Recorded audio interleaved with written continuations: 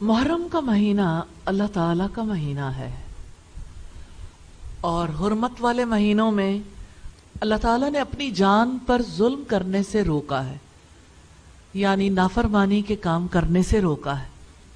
لہٰذا ہمیں اللہ سبحانہ و تعالیٰ کی نافرمانی سے اجتناب کرنا چاہیے، اور اس مہینے کی حرمت اور عظمت کا اسی طرح خیال کرنا چاہیے جیسے اللہ سبحانہ و تعالیٰ نے اور رسول اللہ صلی اللہ علیہ وسلم نے اس کا حکم دیا۔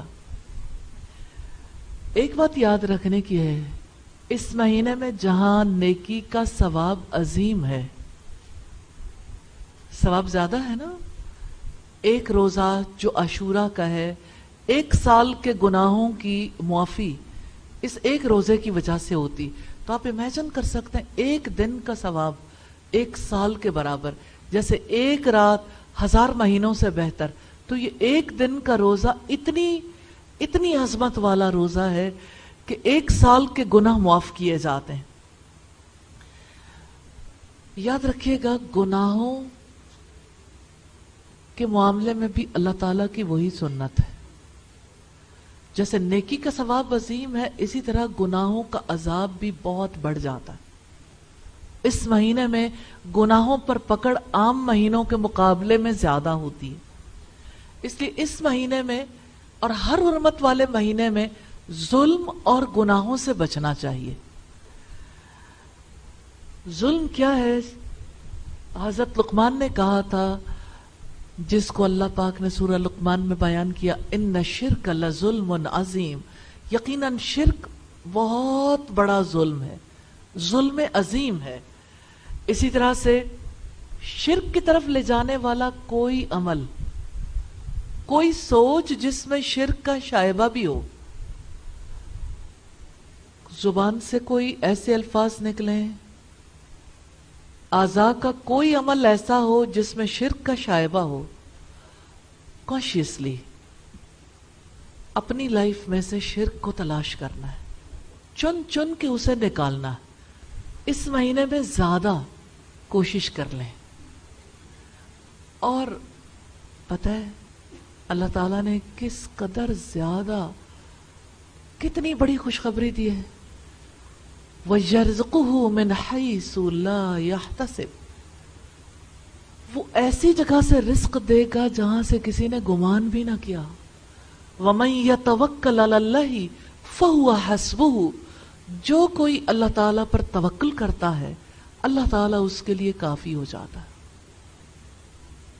تو بندہ اگر اپنی ذات پہ توکل کرے گا، اعتماد کرے گا، کیونکہ خود اعتمادی ہے نا، تو اگر اپنی ذات پر توکل کریں گے تو ظاہر ہے ہو سکتا ہے کام کر لیں، ہو سکتا ہے نہ کر پائے، اجر تو نہیں ملے گا، پکڑ ضرور ہو جائے گی۔ اسی طرح سے حرمت والے مہینوں میں جن کاموں سے رب العزت نے روکا ہے، ان میں سے ان مہینوں کا ادب نہ کرنا بھی ہے۔ تو محرم الحرام کے ادب کے خلاف آپ کوئی کام کریں گے تو پکڑ ہوگی۔ پھر اسی طرح فسق و فجور کے کام کرنا ظلم ہے، اللہ کی نافرمانی کا کوئی کام، ہر کام ظلم ہے۔ تو پہلی بات جو آپ کے سامنے رکھنا چاہتی ہوں وہ یہ کہ ایک مسلمان پر دوسرے مسلمان کی جان، مال اور عزت حرام ہے۔ تو آپ صلی اللہ علیہ وسلم نے 3 چیزیں بتائیں۔ کسی مسلمان کی جان، اسے قتل کرنا، اذیت دینا، بے گناہ کو سزا دینا، حرمت ہے نا مسلمان کی جان کی۔ اس کا مال غصب کرنا، چوری کرنا، ڈاکہ ڈالنا، کسی کا مال ناجائز طریقوں سے ہتھیانا، جیسے سود کے ذریعے سے، جیسے اشیاء کی قیمتیں بڑھا کے، جیسے مہنگائی کرنے سے، یعنی احتکار اور اقتناص، ذخیرہ اندوزی کر لینے سے جیسے قیمتیں بڑھائی جاتی ہیں۔ تو اگر آپ ان دا اینڈ دیکھیں تو ہر مسلمان کو نقصان ہوتا ہے، تو اس کا مال غلط طریقے سے کسی کی جیب میں چلا جاتا ہے۔ اسی طرح سے باطل طریقوں سے مال کھانے میں دیندار حلقوں نے بھی کوئی کمی نہیں کر رکھی. جیسے ہمارے یہاں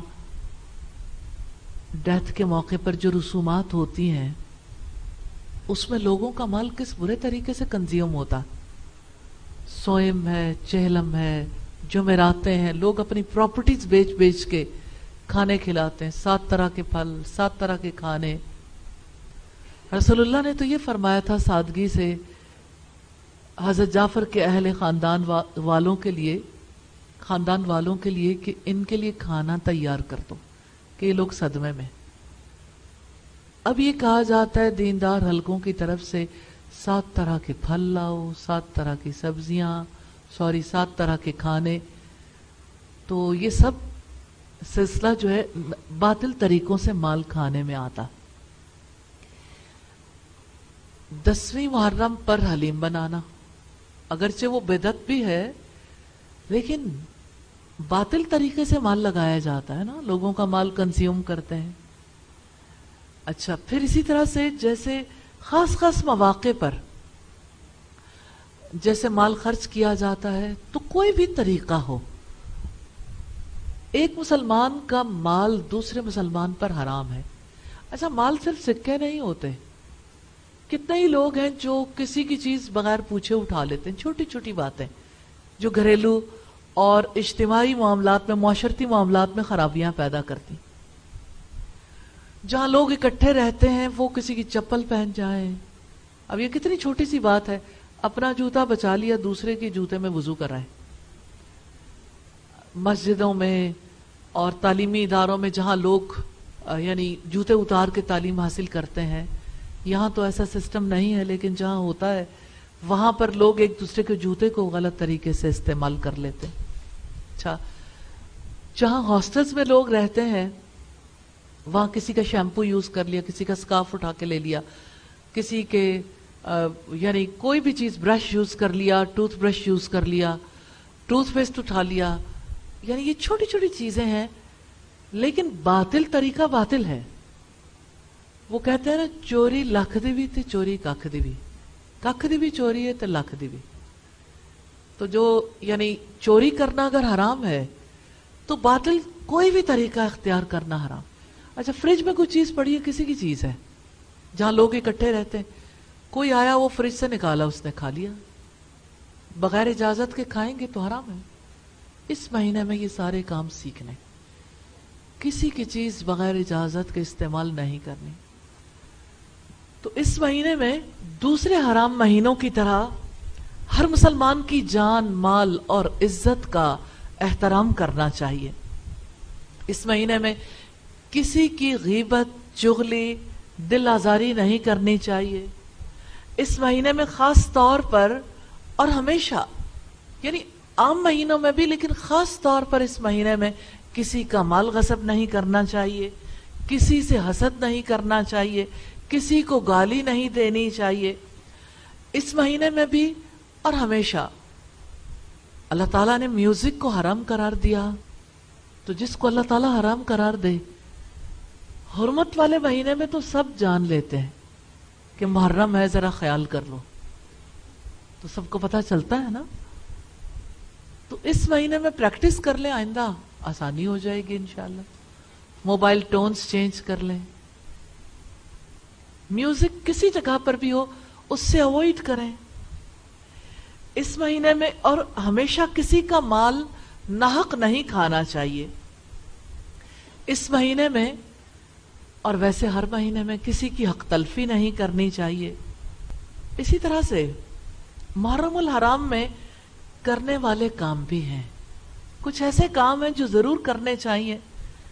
آپ اس مہینے کو دیکھتے ہیں, جب سے زمین و آسمان بنے ہیں اس مہینے میں خاص واقعات پیش آتے رہیں. اللہ تعالیٰ کی خاص رحمتیں, خاص انعامات 10 محرم سے متعلق ہیں. اس مہینے سے کتنے واقعات کی وابستگی ہے. محرم الحرام کو اللہ تعالیٰ نے حرمت اور عزت کے لائق قرار دیا ہے, اس لیے اس میں کثرت سے نیک کام کرنے چاہیے. محرم الحرام وہ مہینہ ہے جس کے بارے میں نبی صلی اللہ علیہ وسلم نے فرمایا, اللہ تعالیٰ کا مہینہ محرم، اللہ تعالیٰ کا مہینہ، یہ اس مہینے کی عظمت اور فضیلت کا بہت بڑا سبب ہے۔ تو یہ اللہ تعالیٰ کا مہینہ ہے، اللہ تعالیٰ کے مہینے میں سب سے بڑا کام کیا ہو سکتا ہے؟ کس کے ریفرنس سے ہونا چاہیے؟ جس کا مہینہ ہے۔ تو اللہ تعالیٰ کو کثرت سے یاد کرنا چاہیے، اللہ تعالیٰ کا ذکر زیادہ کرنا چاہیے، اس سے دعائیں زیادہ کرنی چاہیے اور اس کا تذکرہ کرنا چاہیے۔ اللہ تعالیٰ کا تذکرہ آپ کی زبان پر ہر وقت ایک بات رہنی چاہیے، اللہ تعالیٰ کا مہینہ محرم، اللہ تعالیٰ کا مہینہ ہے، حتیٰ کہ آپ کے ارد گرد والے سارے جان لیں گے اللہ تعالیٰ کا مہینہ محرم۔ انشاءاللہ عزت والے اس مہینے کی عزت کرنے کے لیے اللہ تعالیٰ کو کثرت سے یاد کریں گے انشاءاللہ۔